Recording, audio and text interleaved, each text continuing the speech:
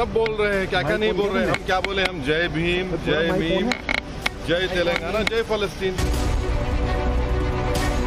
मेरे गले पे छुरी भी रख देंगे तो नहीं बोलूंगा मैं, क्योंकि हिंदुस्तान के कॉन्स्टिट्यूशन में कहीं पर भी लिखा हुआ नहीं है भारत माता की जय बोलना।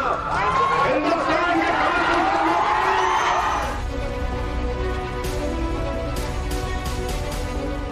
भारत माता की जय, भारत माता की जय।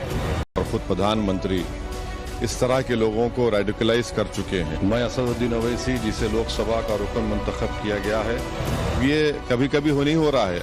अगर किस दिन कभी कुछ बड़ा वाक़या हो जाएगा तो फिर उस वक्त क्या बोलेंगे लोग। और इनको लगता है कि जब तक मोदी सरकार है हम कुछ भी कर सकते हैं। और मैं असदुद्दीन ओवैसी। शपथ ग्रहण के दौरान हैदराबादी भाईजान के भड़काऊ बोल ने पूरे देश में उनके खिलाफ गुस्से को भड़का दिया है। संसद से लेकर सड़क तक असदुद्दीन ओवैसी के जय फिलिस्तीन के नारे का विरोध ही हो रहा था कि गुरुवार रात को ओवैसी के दिल्ली स्थित घर पर काली स्याही फेंकी गई। दिल्ली में असदुद्दीन ओवैसी के घर पर कुछ प्रदर्शनकारियों ने उनके नेम प्लेट पर कालीख पोत दी और फिर वहां एक पोस्टर चिपका दिया जिसमें ओवैसी की संसद सदस्यता रद्द करने की मांग की गई थी। ये सब कुछ हुआ संसद भवन में ओवैसी के जय फिलिस्तीन का नारा लगाने के विरोध में। दिल्ली पुलिस ने आके इसको साफ किया था जब असदुद्दीन ओवैसी ने ये ट्वीट किया। विजुअल्स में आप ये भी देख पा रहे हो कि जो डब्बा उपयोग किया गया है कालिक पोतने के लिए वो भी अभी मौजूद है। यहाँ पे ये बैग भी रखा हुआ है जिसपे कालिक लाई गई। यहाँ पे भी आप दूसरी तरफ जहाँ पे 34 अशोका रोड लिखा हुआ है वहां पर एक पोस्टर चिपकाया गया था जिसको स्क्रैप करके निकाला गया और यहाँ पे अभी भी आप देख सकते हैं कि वो चीजें रखी थी। दिल्ली के सरकारी बंगले पर नेम प्लेट पर स्याही के पोते जाने, भारत माता की जय और आई स्टैंड विथ इजराइल के पोस्टर लगाए जाने से हैदराबादी भाईजान इस कदर तिलमिलाए कि वो सीधे सीधे प्रधानमंत्री नरेंद्र मोदी पर ही हमलावर हो गए। देखिए, मेरे घर पर ये पहली मर्तबा नहीं हुआ है। ये कम से कम 10 से 15 मर्तबा इस तरह के वाक़यात हो चुके हैं और ये इसलिए हो रहा है क्योंकि देश में जो नरेंद्र मोदी की सरकार है और ख़ुद प्रधानमंत्री इस तरह के लोगों को रेडिकलाइज कर चुके हैं। जो प्रधानमंत्री खुद कहते हैं कि घुसपैठी है मुसलमान और इनके कपड़े देखकर पहचानो, तो इन लोगों को हिम्मत मिलती है। ओवैसी के इस तिलमिलाहट की वजह उनके नेम प्लेट पर पोती गई कालीख है या वो पोस्टर जिसमें भारत माता की जय और आई स्टैंड विथ इजराइल लिखा था। ये तो वो ही जाने, लेकिन इस मामले में सियासी बढ़त लेने के लिए ओवैसी ने अपने सोशल मीडिया पोस्ट में लिखा, मेरे घर को निशाना बनाने वाले 2 कौड़ी के गुंडों से मैं नहीं डरता। अगर हिम्मत है तो मेरा सामना करें। स्याही फेंकने या पत्थरबाजी के बाद भागे नहीं। सावरकर जैसी कायरता करना बंद करें। ओवैसी ने अपने सोशल मीडिया संदेश में सावरकर के नाम का इस्तेमाल कर अलग ही एंगल देने की कोशिश की, लेकिन इसमें वो कामयाब हुए या नहीं वो ही जाने। हालांकि पोस्टर चिपकाने और कालीख पोतने वालों ने इतना तो साफ कर दिया है कि संसद में शपथ के दौरान ओवैसी के जय फिलिस्तीन कहने पर उन्हें बेहद आपत्ति है। भाई ये काम हमने करा है और देश के जितने भी यूथ हैं 140 करोड़ लोगों को इस काम को करना चाहिए। देश में हमें एमएलए, एमपी, पार्षद ये सब ऐसे नीचे नेता है तो भारत माता की जय ना बोले, इनके ऊपर सख्त कार्रवाई होनी चाहिए। ओवैसी के ऊपर। संसद में जय फिलिस्तीन का नारा लगाने वाले पर एक तरफ जहां ओवैसी की संसद सदस्यता रद्द करने की सियासी मांग तेज होती जा रही है, वहीं दूसरी ओर सड़कों पर भी ओवैसी के खिलाफ गुस्सा बढ़ता जा रहा है। जय फिलिस्तीन के नारे ने असदुद्दीन ओवैसी की मुश्किलें बढ़ा दी हैं। दिल्ली में जहां ओवैसी के सरकारी आवास पर कालीख पोती गई, वहीं लखनऊ में अखिल भारत हिंदू महासभा ने हजरतगंज कोतवाली में विरोध प्रदर्शन किया और ओवैसी के खिलाफ राष्ट्रद्रोह का मुकदमा दर्ज करने की मांग की गई। कानपुर में भी भाजपा युवा मोर्चा कार्यकर्ताओं ने सांसद असदुद्दीन ओवैसी का पुतला फूंका और नारेबाजी के बीच कार्यकर्ताओं ने ओवैसी मुर्दाबाद के नारे लगाए। इसके साथ ही उन्होंने राष्ट्रपति से ओवैसी की संसद सदस्यता रद्द करने की मांग की। दरअसल 25 जून को असदुद्दीन ओवैसी ने नए संसद में पद की शपथ ली। तब से वो मुश्किल में घिर गए। लोकतंत्र के सबसे बड़े मंदिर में वो अपने जहरीले और भड़काऊ एजेंडे से बाज नहीं आए। ओवैसी ने जय फिलिस्तीन का जो नारा सदन में लगाया, उसे तो संसद के रिकॉर्ड से हटा दिया गया, लेकिन सियासी घमासान अब भी इस पर बरकरार है। तुझे इतना ही प्यार है फिलिस्तीन से तो तू और तेरे भाई को लेकर चले जा फिलिस्तीन। अगर तेरे में दम है, तेरे पार्टी कार्यकर्ताओं में दम है तो चले जा फिलिस्तीन, बंदूक उठा कर दे। अरे वही फिलिस्तीन के लोग तुम दोनों चूहों को मार मार के भगाएंगे,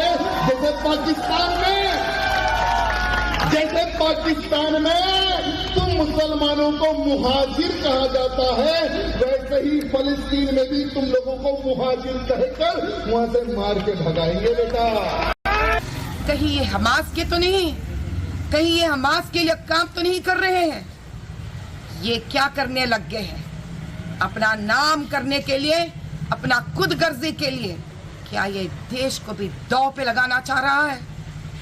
हम यही मांगते हैं कि इसका सही तरीके से नेशनल सिक्योरिटी काउंसिल वाले इनका जांच पड़ताल कराइए।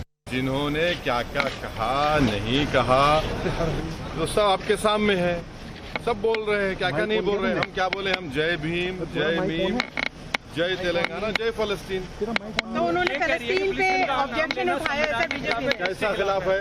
कैसा खिलाफ है? कैसा खिलाफ है बताइए, बताओ कौन सा संविधान का प्रोविजन है? अच्छा, तो आप कह रहे हैं आपने अरे सबने क्या क्या कहा वो भी सुन लीजिए ना। किशन रेड्डी ने विरोध किया, वो करते हैं, उनको कानून का विवादों में घिरने के बाद भी ओवैसी की फितरत बदली नहीं है और अब भी वो विरोध करने वालों पर ही उल्टे सवाल दाग रहे हैं। लेकिन कई नेताओं और कानून के जानकारों ने आर्टिकल 102 का हवाला देकर राष्ट्रपति को चिट्ठी लिखकर ओवैसी की संसद सदस्यता रद्द करने की मांग कर दी है। कल मैंने राष्ट्रपति महोदया को एक याचिका दायर की है उनके समक्ष, और उसमें साफ साफ लिखा है कि आर्टिकल 102 के तहत ओवैसी जी को डिस्क्वालीफाई किया जाए और उसके लिए 103 में मामला इलेक्शन कमीशन में भेजा जाए, उनकी रिपोर्ट मंगाई जाए। We have no any kind of enmity with Palestine or any other country. The only issue is while taking oath, is it proper for any honorable member to raise the slogan praising another country? We have no problem with any other countries, but whether it is appropriate or not, we will have to check the rules. Some members have come to me and complained about the raising of Palestine slogan at the end of the oath. We will see the rules first. अनुच्छेद 102D कहता है, अगर कोई सदस्य किसी विदेश राज्य के प्रति निष्ठा जताता है तो उसकी सदस्यता निरस्त की जा सकती है। जबकि 103 के मुताबिक यदि अनुच्छेद 102 के तहत कोई अयोग्य पाया जाता है तो उस सांसद की सदस्यता पर अंतिम फैसला राष्ट्रपति का होगा। ओवैसी के लिए टेंशन की बात यह है कि वो संसद में अपनी पार्टी के एकमात्र सांसद हैं और इस मुद्दे पर उन्हें विपक्षी नेताओं का साथ भी नहीं मिल रहा। कोई आवश्यकता नहीं थी इन चीज़ों की। हम सभी हिंदुस्तानी हैं, हम सभी संविधान को मानने वाले लोग हैं, लेकिन ये स्पीकर साहब का और उसका फैसला है, वो उसे कैसे लेते हैं। फिलहाल ओवैसी की सांसदी पर तलवार लटक रही है। बीजेपी और उसके सहयोगी दल लगातार ओवैसी के खिलाफ उन पर एक्शन की मांग कर रहे हैं और इसी के साथ ओवैसी के बयानों के वो पुराने वीडियो भी वायरल हो रहे हैं जिसमें वो भारत माता की जय कहने से इनकार करते नजर आ रहे हैं। तो हम पूछना चाहते हैं आरएसएस के मोहन भागवत साहब से कि उन्होंने नागपुर में कहा कि मुल्क में ऐसे लोग हैं कि वो नारा नहीं लगाते भारत माता की जय का, उनको सिखाना पड़ेगा। मोहन भागवत साहब, मैं नहीं लगाता नारा, क्या करते आप?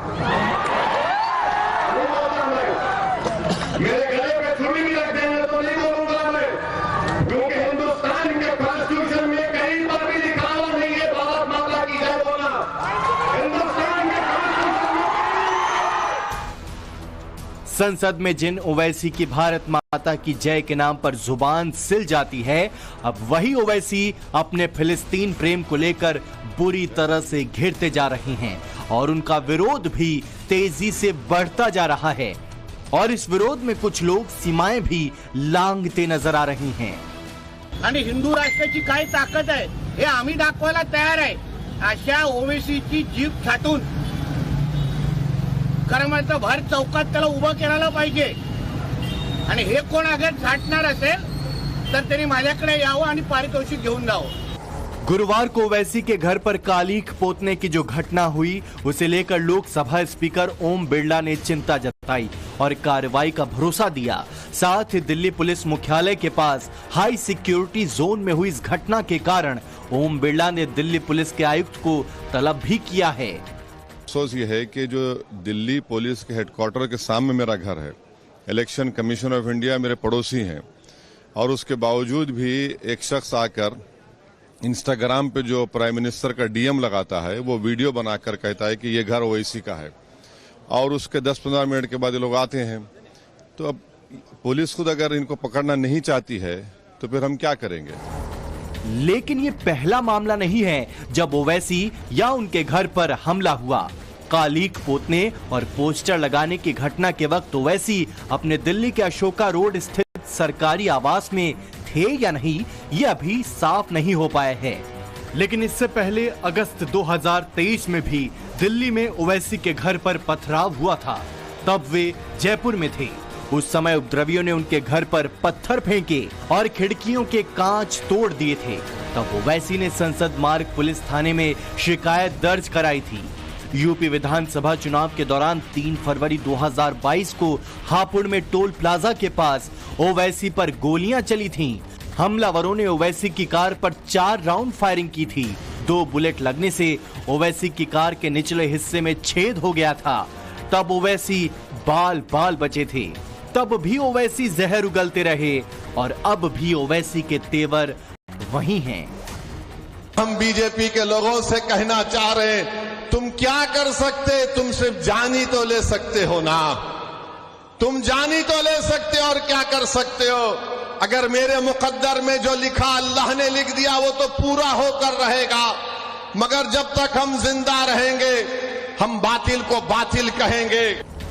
फिलहाल ओवैसी के विरोध में जगह जगह प्रदर्शन हो रहे हैं। कहीं ओवैसी के पुतले फूंके जा रहे हैं तो कहीं उनके खिलाफ राष्ट्रद्रोह का केस किए जाने की मांग हो रही है और कहीं सांसदी रद्द किए जाने की अपील हो रही है। और इन सब के बीच ओवैसी की दिक्कत ये है कि जिस विपक्ष के साथ वो मोदी को हराने के लिए किसी भी हद तक जाने को तैयार थे, वही विपक्ष अब ओवैसी का इस मुद्दे पर साथ नहीं दे रहा। Bureau report, times now Navbharat. For more of such videos, do like, share and subscribe to ET Now Swadesh.